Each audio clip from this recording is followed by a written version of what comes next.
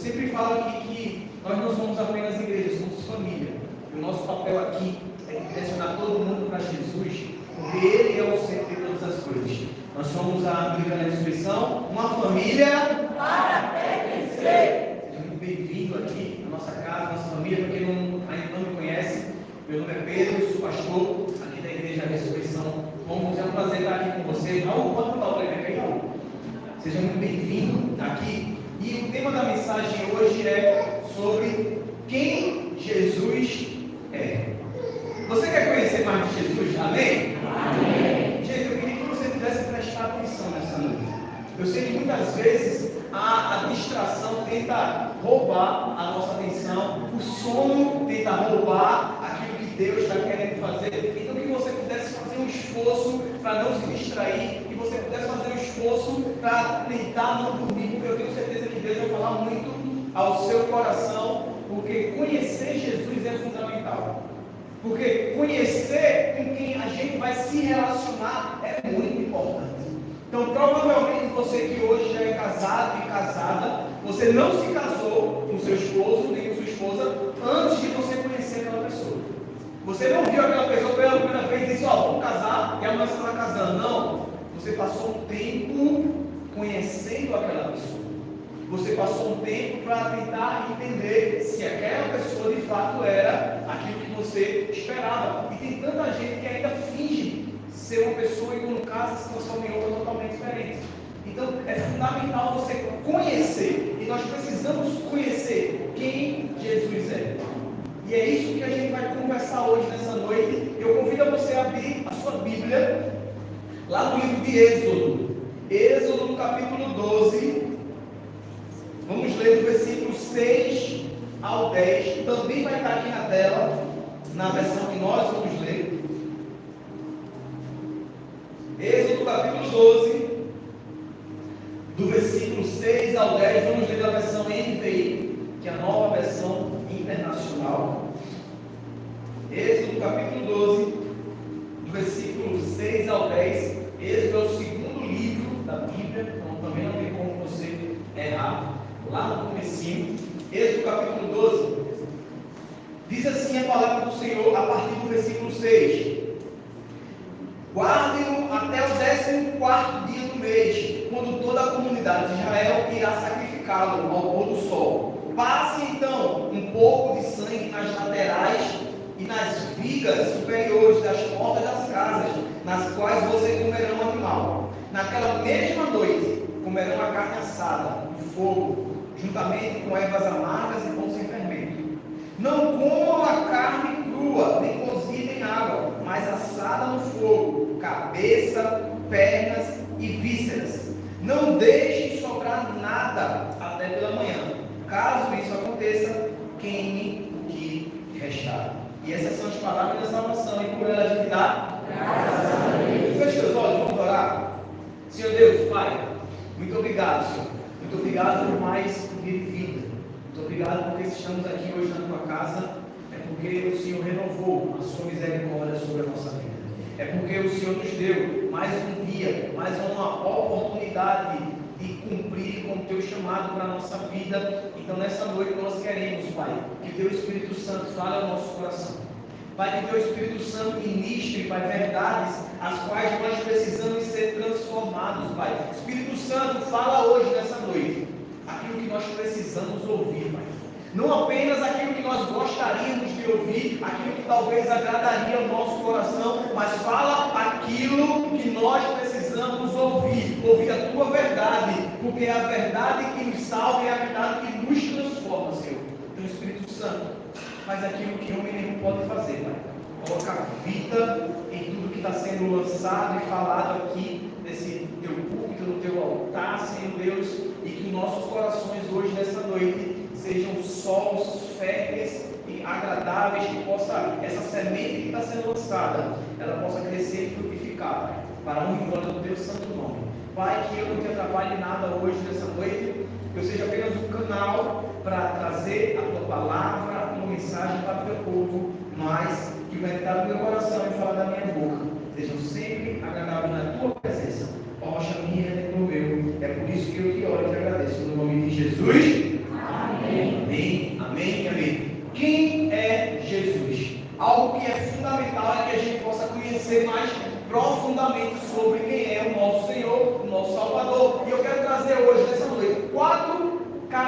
características sobre Jesus. Eu tenho certeza que essas características, elas vão falar o seu coração e elas vão abrir a sua mente para coisas que talvez você não estava percebendo. E o interessante é que a primeira característica, e as quatro são Jesus como um cordeiro, Jesus como um rei, Jesus como um juiz e Jesus como um noivo. E a gente vai falar sobre essas quatro características de Jesus. E a primeira que a gente vai falar e refletir hoje nessa noite é sobre Jesus como cordeiro. E para a gente poder falar sobre essa primeira característica de Cristo, a gente precisa entender o que é que estava acontecendo com essa história que eu e você, nós acabamos de ler. Eu e você precisa saber que Deus ele escolheu uma família para que a partir dessa família, todas as famílias fossem abençoadas. Deus escolhe Abraão. Então você deve conhecer a história de Abraão. Deus escolhe Abraão e a partir de Abraão ele abençoaria todas as famílias da terra. Depois de Abraão vem Isaac, depois vem Jacó. Jacó tem 12 filhos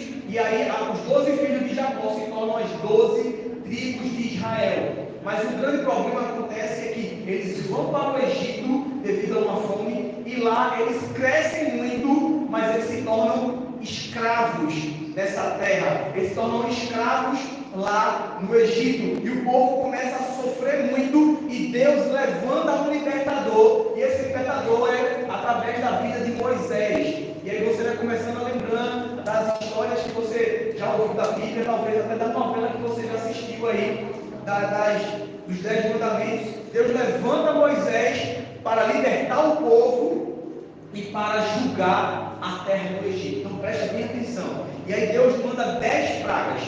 E as 10 pragas eram para destruir falsos deuses que aquele povo tinha. E a última praga era uma praga que iria matar todos os primogênitos.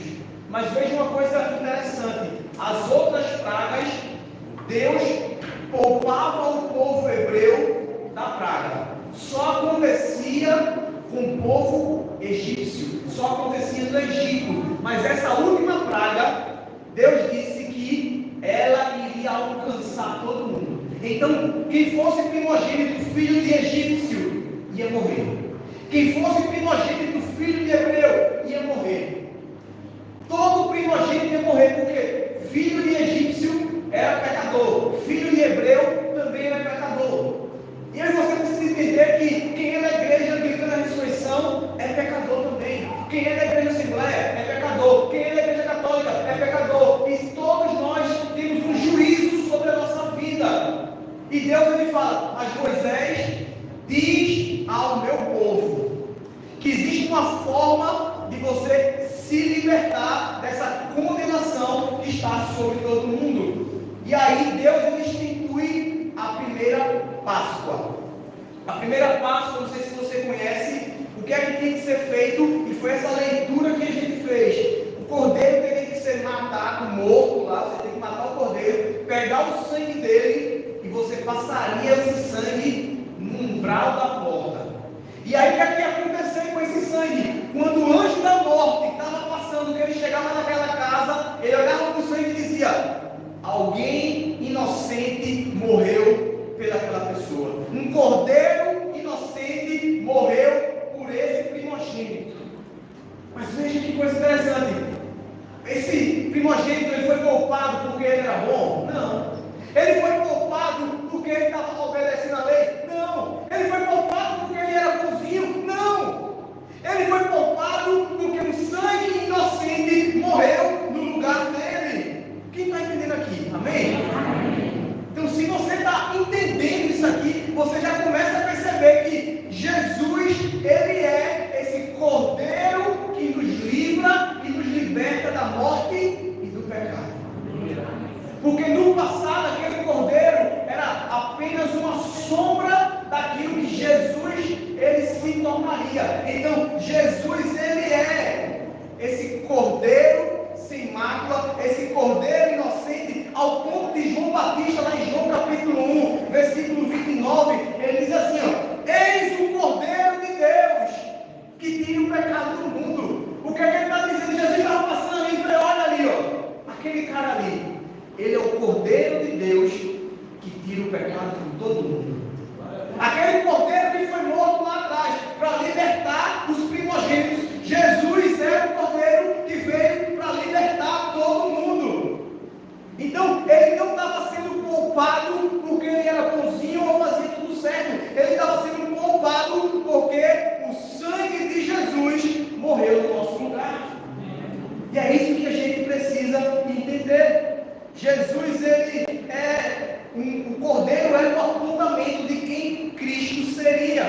Então a Páscoa de hoje, que a gente comemora, porque a Páscoa está chegando, já vai ser lá em abril, a gente não comemora mais a libertação do Egito, mas a gente comemora a libertação do pecado e da morte através do sacrifício de Jesus. Isso é a nossa Páscoa. Aquilo que nós nunca conseguiríamos sozinhos nos livrar, o sangue de Jesus veio para nos libertar. Então não importa se você é bonzinho ou se você é ruim, não importa se você fez tudo certo ou não, o sangue de Jesus é que pagou o preço por mim e por você. Obrigado, Jesus. Obrigado porque o teu sangue, ele nos lava, nos purifica, nos torna justo. Mas o interessante é que a Páscoa, ela não parava só nisso aí. Então, o que é que tinha que fazer no Antigo Testamento? Além de pegar o sangue e passar no umbral da porta, depois disso, o que é que a pessoa tinha que fazer? A pessoa tinha que entrar naquela casa e ela precisava comer o cordeiro. Veja que coisa interessante, porque salvação não é ser liberto apenas do pecado. Salvação é ter aquele que me livrou do pecado dentro de mim. Veja que coisa interessante. E é por isso que Colossenses 1:27 diz assim, ó: Cristo em nós é a esperança da glória. É Cristo, é o Cordeiro habitando dentro de mim, é a esperança da glória.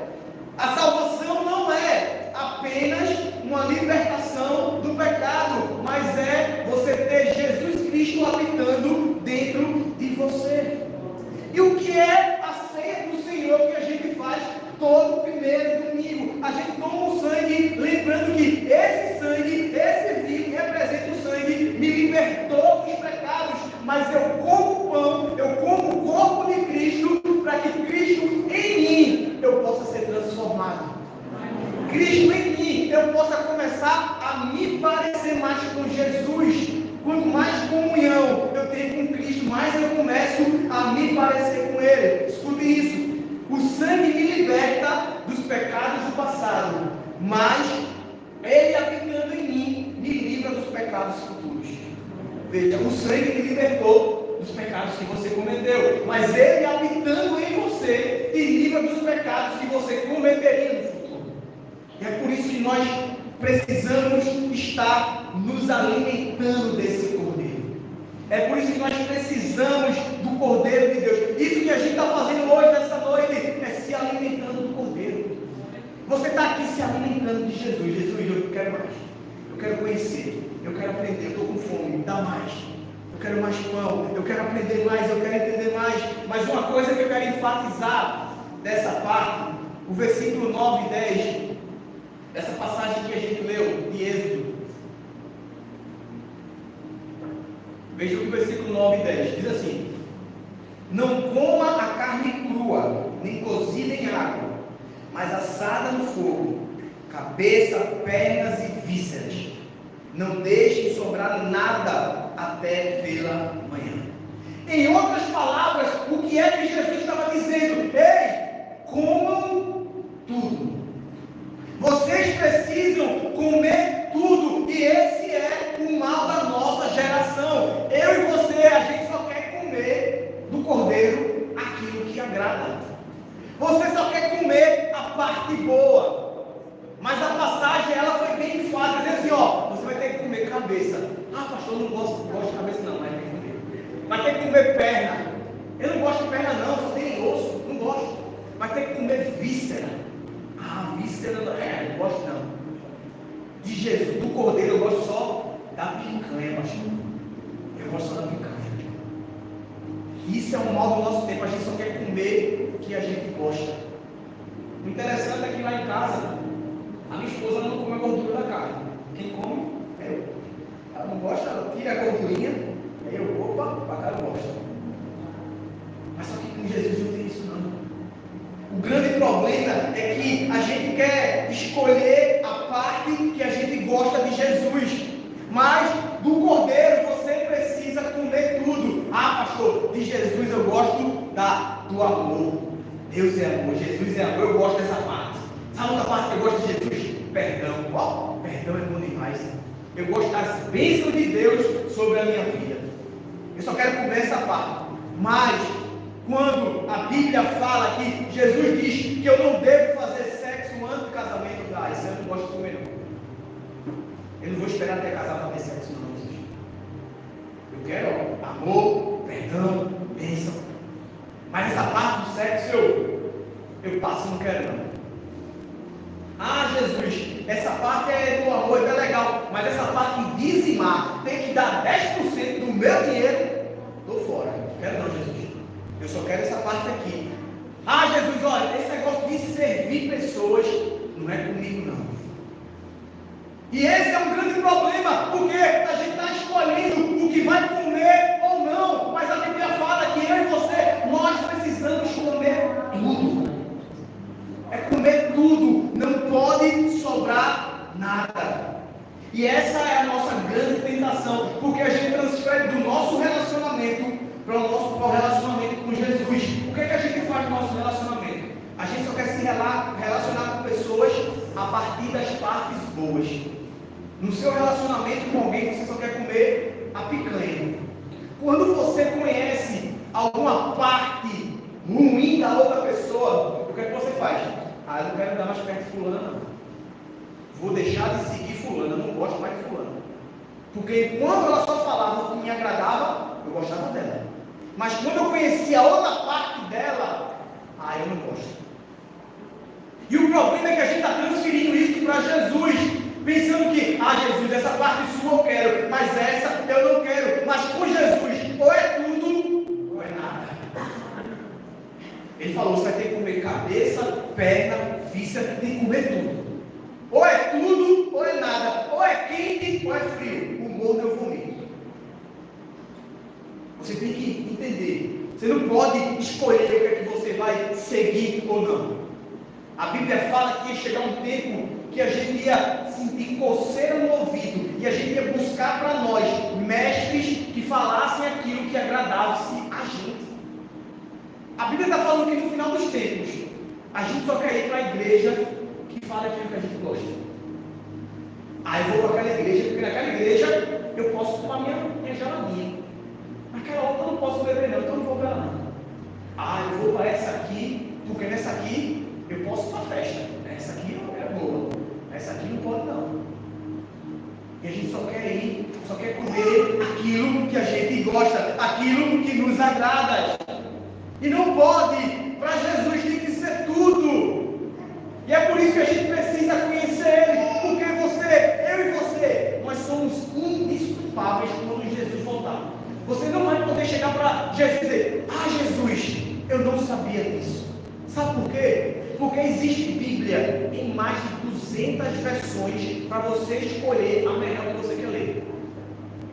Você consegue ter acesso à Bíblia em qualquer celular. Você pode baixar a Bíblia e ter uma Bíblia para você ler. Pastor, mas o meu pregador não pregou sobre isso. Eu não sabia que eu não podia fazer sexo no casamento. E eu fiz, foi mal, me desculpa. Não! Nós somos indesculpáveis. Porque nós precisamos conhecer a Cristo. Nós não somos indesculpáveis. Você pode dizer, Jesus, é porque eu não tinha tempo. E muita gente vai dizer isso. Jesus estava tão sentimental, tão corrido na minha vida. E Jesus vai pegar os prints da semana do seu tempo que você gastou no Instagram. Ele vai dizer, aqui, essa semana. Estava sem tempo? Passou 5 horas no Instagram. Essa série, maratonou essa série aqui, Um mês maratonou uma série. Nós somos indesculpáveis. Nós precisamos do Jesus inteiro. E essa foi a primeira característica de Cristo. O Jesus Cordeiro. O Jesus que nos libertou, nos lavou do pecado, da morte. Mas a segunda característica é que Jesus também é Rei. Diga Rei. Rei. Jesus é Cordeiro, mas Ele também é Rei. Ele é o Rei dos Reis. Ele é o Senhor dos Senhores. Ele é o leão da tribo de Judá. O interessante é que uma figura que no Antigo Testamento se dava aos reis era a figura de leão. E E é por isso que Jesus ele é chamado do leão da tribo de Judá. E por que é tão importante, pastor, eu saber que Jesus, ele era rei? Porque o povo judeu, na primeira visitação de Jesus, quando Jesus veio, eles perderam a visitação do Messias. Por quê? Porque eles estavam esperando um Messias rei. Eles estavam esperando um cara que iria reinar, um cara que iria governar, um cara que iria destruir Roma, um cara que ia ser um cara político. Eles esperavam que o cara ia ser um cara bom lutador do exército. Mas Jesus, na sua primeira vinda, ele não veio como rei. Ele veio como um cordeiro. E eles estavam esperando o rei, porque a palavra de Deus, as profecias falavam, ele vai ser da semente de Davi. Davi foi um grande rei, um grande lutador. E os caras estavam pensando o quê? Opa, Jesus vai ser, o Messias vai ser um grande lutador. A Bíblia fala que ele iria governar com cetro de ferro. Então o cara vai ser furioso. E quando Jesus vem, mas só que Jesus vem pregando assim, ó, bem-aventurado os mansos. Opa, como assim, Jesus? Bem-aventurado, feliz é o cara que é manso, o cara que é tranquilo. Bem-aventurados são os pacificadores. E ele, opa, tem alguma coisa errada aí. O Messias tem que ser um rei, o Messias tem que ser um lutador. E o cara é manso, é humilde, é tranquilidade. Como é que pode?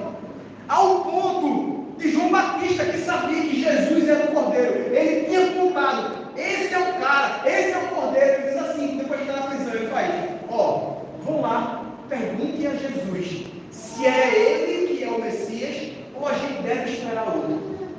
Por quê? Porque eles estavam esperando um cara que iria governar, um cara que iria destruir Roma, um cara que iria libertar os judeus. Mas Jesus não veio assim, a tal ponto que João Batista duvidou. Eu acho que os discípulos estavam pensando, eu acho que Jesus está escondendo o jogo. Eu acho que daqui a pouco Jesus ele vai tirar o óculos, botar a capa e vai virar o Superman e vai destruir todo mundo. Eles pensavam que Jesus ia ser esse cara. É por isso que quando o exército estava vindo prender Jesus lá no Getsemane, no final, Pedro pega uma espada na orelha do cara. Corta a orelha do cara e Jesus vai lá e cura aquela orelha. E Jesus diz, ei Pedro, se eu quisesse, eu oraria agora e Deus mandaria 12 legiões de anjos que iriam lutar por mim. Ia destruir tudo. Mas eu não vim para isso, Pedro. Eu não vim. E Jesus ele se entrega. E não só se entrega, Jesus ele é morto como um cordeiro mudo sem falar. E o povo judeu perdeu a visitação do Messias porque estava esperando um rei, mas veio um cordeiro. Gente, igreja, preste atenção. Boa parte da igreja vai perder a segunda vinda de Cristo. Sabe por quê? Porque está esperando um cordeiro. Mas ele vai vir como um rei. Ele vai vir como um rei agora.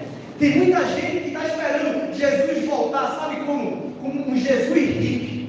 Para chegar assim, paz e amor, amados, tudo tranquilo. Tem muita gente esperando Jesus assim, um Jesus que vai abraçar uma árvore. Não, Jesus na sua vinda, ele vai vir como um rei, como um leão, como o Senhor dos exércitos, como o leão da tribo de Judá. E é por isso que no final, quando ele está sendo assunto aos céus, ele diz, toda a autoridade me foi dada. Portanto, vão. Deus está dizendo o quê? Eu tenho toda a autoridade sobre tudo. Eu agora sou rei. A Bíblia fala que ele vai voltar. Ele vai voltar lá em Jerusalém. Quando ele descer lá no monte, o monte vai se rasgar. Ele vai destruir todos os inimigos. Porque ele vai vir como rei. E muita gente vai se ofender. Porque está esperando um cordeiro. Mas ele vai vir como rei. Jesus, ele é o cordeiro que livrou dos pecados, nos livrou da morte, mas ele é um rei. E se ele é um rei, eu e você, nós precisamos obedecer a ele. Nós precisamos ser submissos ao nosso rei. Nós precisamos obedecer a Jesus, porque ele vai vir para restaurar Mas além de cordeiro, de rei, a terceira característica dele é que ele é um juiz. Diga, juiz. A Bíblia fala que Jesus ele é um juiz sobre toda a terra. Veja o que Atos 10, 42 diz. Atos dos Apóstolos 10, versículo 42 diz assim: e ele nos mandou pregar ao povo e testemunhar que foi a ele, foi a Jesus que Deus constituiu juiz de vivos e de mortos. A Bíblia está dizendo que Deus constituiu Jesus como um juiz, tanto de quem está vivo, como também de quem já morreu. Então, amados, Jesus ele virá não apenas reinar sobre a terra, mas ele vai vir julgar todas as nações. Jesus ele vai vir julgar todas as pessoas, e isso é muito importante, porque se Jesus está voltando para julgar, é importante a forma que eu estou vivendo. Eu preciso me preocupar com a forma que eu estou conduzindo a minha vida, porque Ele é um cordeiro, Ele morreu no meu lugar, o sangue dele nos livrou do pecado, da morte. Ele é um rei e Ele vai governar sobre tudo, e eu preciso ser submisso a Ele, mas Ele é um juiz que vai julgar todo mundo. Então a forma que eu estou vivendo é muito importante. Queridos, não tem como você enganar Jesus, porque Ele sabe todas as coisas. A Bíblia fala que Ele sabe até aquilo que você está pensando. Ele sabe o que você está pensando, Ele sabe da intenção do seu coração. A Bíblia fala que todas as coisas estão nuas diante de Deus. Deus está vendo tudo aquilo que você faz sozinho no seu quarto. Ele está vendo. Aquelas mensagens que você manda lá no seu direct, Ele está vendo também. Aquela conversazinha que você não deveria ter e está tendo, Ele está vendo também. Porque Ele vê todas as coisas. Só que Ele vai vir, Ele vai voltar como juiz e Ele vai nos julgar. Então, quanto mais eu e você, nós conhecemos de Jesus, mais nós precisamos entender que a gente tem que acordar, gente. Nós precisamos acordar, porque Ele é um juiz. E eu e você, a gente não sabe qual é o dia que nós vamos estar diante dele. Talvez você dizer, pastor, eu estou muito novo agora. Daqui a uns 10 anos, ou depois que eu me casar, eu ajeito as coisas. Daqui a uns 20 anos eu começo a ajustar, eu volto para a igreja, eu começo a ajustar as coisas. Mas quem disse que você tem 20 anos ainda? Quem disse a você que você vai viver mais 50 anos? Nós não sabemos a hora nem o dia. Nós precisamos ajustar a nossa vida. O interessante é que, na primeira vinda de Jesus, que Ele veio como cordeiro, quando pegaram uma mulher em flagrante adultério e levaram para Ele, Ele falou: olha, quem nunca pecou, pode pegar uma pedra e pode jogar nela. Sem problema nenhum, pode jogar. Só que ninguém jogou, porque todo mundo tinha pecado. O único que não tinha era Jesus. E Jesus chega para ela e pergunta: olha, cadê os teus acusadores? Ela: foram todos embora. E Jesus disse: aquele que poderia condenar ela, Ele diz: e eu também não te condeno.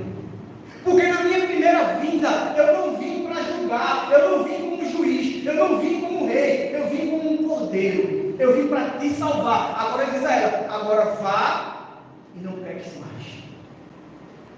Vá e não peques mais, porque da próxima vez eu vou vir, mas eu vou julgar. E Ele é um justo juiz. Ele é um justo juiz. E nós precisamos entender isso. E nós precisamos começar a mudar a nossa vida e as nossas escolhas. Sabe qual é o nosso problema? É que a gente tem a visão errada de recompensa e de juízo. Provavelmente você pode dizer: pastor, eu não consigo parar de pecar. Eu não consigo. Vamos supor que o teu pecado, Barbosa, é ver pornografia. Barbosa diz: pastor, eu não consigo parar de ver pornografia.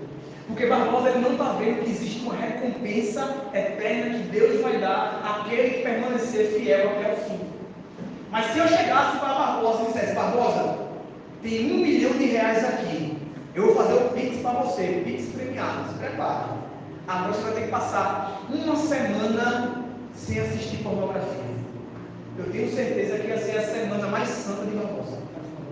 Ele ia passar a semana em jejum, oração, se santificando, e ia passar a semana todinha longe da pornografia. Por quê? Porque ele estava vendo uma recompensa imediata. Ele estava vendo algo que ele iria receber. E eu e você, a gente não acredita que o nosso Deus é um bom Pai que vai nos recompensar. E a gente não está de olho na recompensa que existe para mim e para você, que existe para aquele que é fiel. E a mesma coisa é na questão de justiça. Sabe por quê, Barbosa? Vamos usar o mesmo exemplo de Barbosa para não mudar. E aí, quando a Bíblia fala que o salário do pecado é a morte, mas só que provavelmente todo mundo que está aqui já pecou, porque a Bíblia diz que todos pecaram, mas todo mundo está vivo aqui. E a gente diz: eu pequei, mas não morri. Acessei o site de pornografia e estou vivo. E a gente acha que essa falta de juízo é uma impunidade e vai ficar assim mesmo.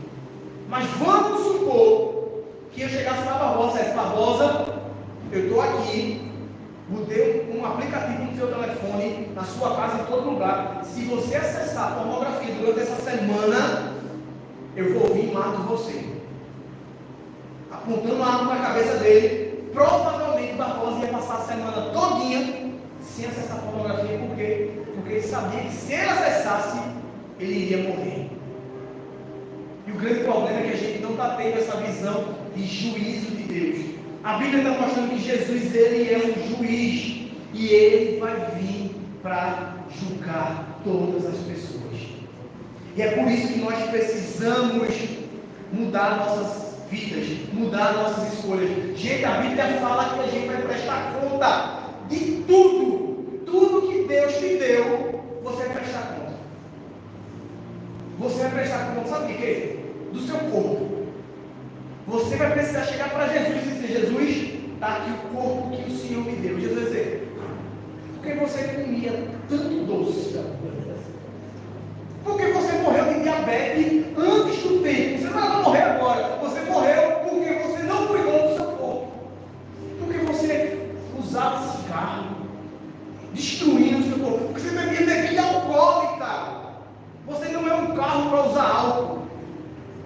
Porque está bebendo. Você vai prestar conta do seu corpo. Você já parou para pensar quão sério isso é? Você vai prestar conta do seu corpo. Por que você estava postando essa foto nua, como se fosse uma exposição do seu corpo? Você não é um objeto.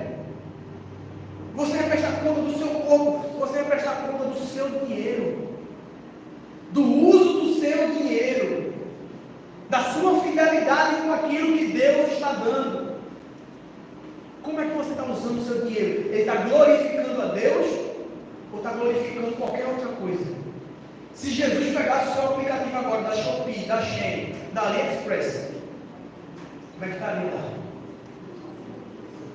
Provavelmente o carrinho estava cheio de coisa para comprar lá. Onde você deveria estar usando esse dinheiro para glorificar o nome do Senhor Jesus. Você vai prestar contas a Jesus do uso do seu tempo.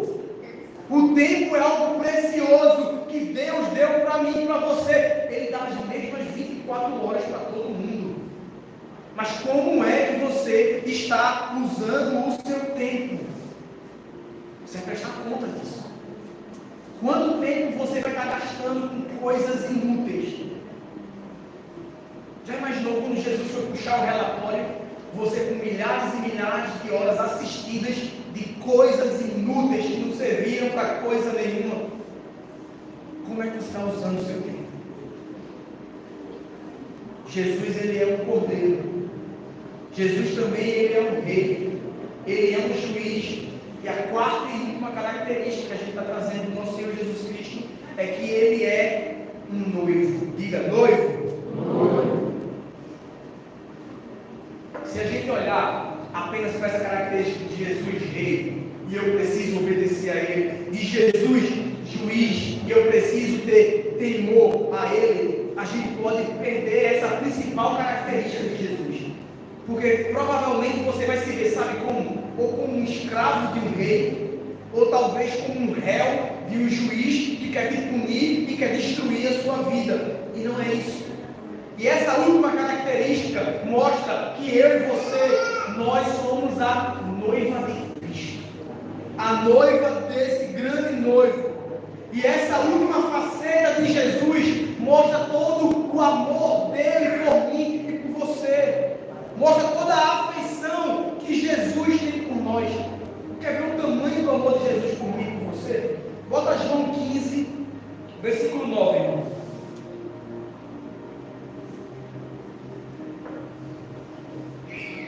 Jesus está dizendo assim como o Pai me amou, assim eu o amei. Permaneçam no meu amor. Qual é o tamanho do amor de Jesus por mim e por você? Ele está dizendo que, da mesma forma que a Santíssima Trindade é perfeita, assim como o Pai ama o Filho, Ele ama eu e ama você. Meu Deus! Se a gente fosse assemelhar algum amor, para você ter uma noção, imagina você que é mãe, você que é pai, pense no amor que você tem pelo seu filho. Eu tenho certeza que você seria disposto ou disposta a dar sua vida no lugar do seu filho. Quando ele está pequeno, você vê seu filho doente, você diz, meu Deus, eu queria estar doente no lugar dele. E a Bíblia está falando que esse seria um pouquinho o amor que se assemelha ao amor de Jesus por mim e por você. Mas claro que é muito maior, é infinitamente maior a forma que Jesus nos ama. Mas você já parou para pensar o quanto você é amado? Se você soubesse o quanto você é amado por Deus, você não pecaria tanto. Já parou para pensar que uma das coisas que nos faz pecar tanto é porque a gente não entende o tamanho do amor de Deus por nós? Porque a raiz do nosso pecado também ele flui de uma dúvida do amor de Deus por mim e por você. Sabe por quê? A gente começa a pensar, se Deus me ama tanto assim, por que Ele deixou que isso acontecesse? Se Deus me ama tanto assim, por que Ele não quer que eu tenha talvez prazeres fora do meu relacionamento? E a gente começa a duvidar do amor de Deus, e a gente começa a se afastar muito mais da graça e de Jesus Cristo, e a gente começa a falhar. Eu não sei quem machucou você, eu não sei quem ofendeu você, eu não sei quem rejeitou, eu não sei quem traiu você, mas eu sei quem amou você. Jesus, Ele ama você. Jesus, Ele ama você. E aquele que te amou é infinitamente maior do que aquele que te rejeitou, do que aquele que te traiu, do que aquele que te enganou. E a gente precisa entender que o amor de Jesus por mim e por você não é um amor romântico que apenas faz coraçãozinho, não é.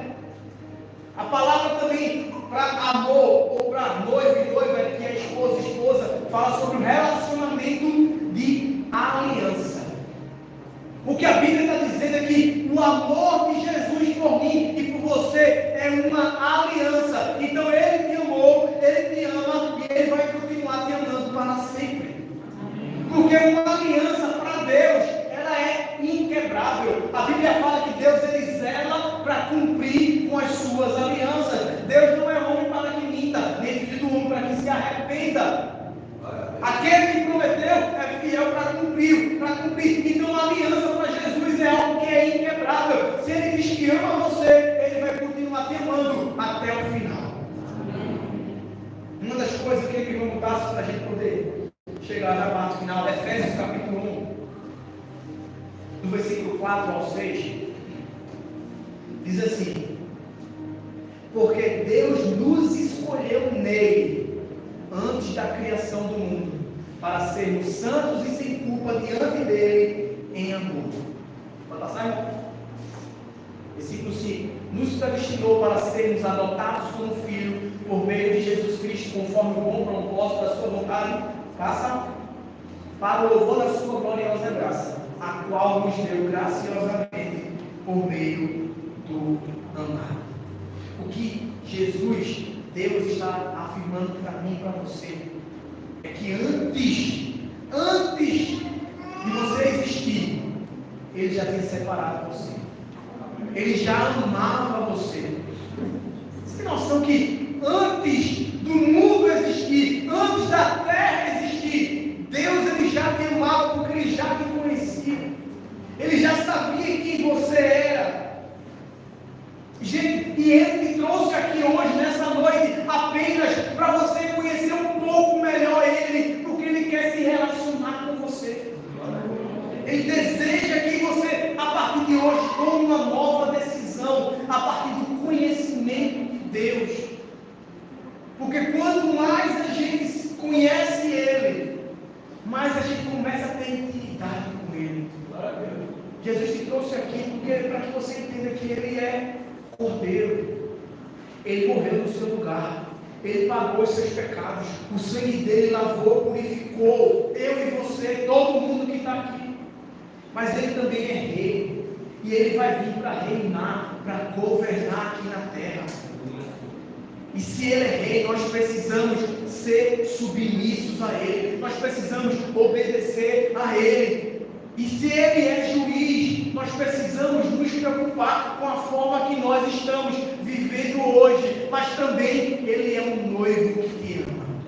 Ele é um noivo que está esperando o momento da boda do Cordeiro, o momento final, onde vai ter o casamento de Jesus com a sua igreja. E Ele, assim como aquela parábola das 10 virgens, Ele está mandando eu e você vigiar, se preparar, porque a gente não sabe nem o momento, nem a hora exata que Ele vai voltar, que Ele vai nos levar para Ele, mas Ele quer estar comigo e com você. Amém. Ele pagou um alto preço pela sua vida. E se até hoje você não sabe o quanto você é amada, Ele me trouxe aqui para saber, para dizer a você que Ele te ama profundamente. Amém. Que tudo que você precisa, você não vai encontrar em pessoas, em coisas, em ambientes, em festas, em curtição. Não! Você vai encontrar em Jesus. Ele é suficiente. A Bíblia fala que se o Senhor é o meu pastor, de nada eu terei falta. Jesus está dizendo que quando Ele for o Senhor da sua vida, quando Ele for o seu pastor, quando Ele for o rei, o cordeiro, o juiz e o noivo da sua vida, você não vai ter falta de nada. Porque Ele vai te levar para um ambiente de pastos verdejantes, com água. E Ele vai fazer você descansar. Ele prepara uma mesa diante dos teus inimigos. Ele te unge com óleo e Ele faz o teu cálice transbordar, para que você saiba e entenda que a bondade e a misericórdia de Deus nos acompanham até o fim das nossas vidas. Amém? Amém. Feche os olhos, vamos orar. Louvor pode vir.